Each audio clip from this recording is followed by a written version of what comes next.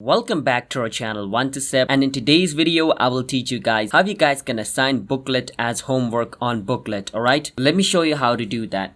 And before I show you the steps, if you guys are new to our channel 1 to Step, hit that subscribe to our channel. And for the people who are new and don't know what Booklet is, well, in Booklet you can host games. If you're a teacher and you want to host games for your student, you can use this to host games and do fun stuff, right? So that is what Booklets is. So let me show you how to do it. So first thing first, you want to come to booklet.com, log in into your account. Once you do that, you want to choose which booklet you want to assign as a homework. So I want to assign this booklet as a homework. So I'm going to click on host. Once I click on host, it's going to ask me to select live game modes. But you don't want to select any from over here. First, you want to click on this where it says looking for homework game modes. You want to click on this and all the game mode which you can assign as a homework is going to be shown.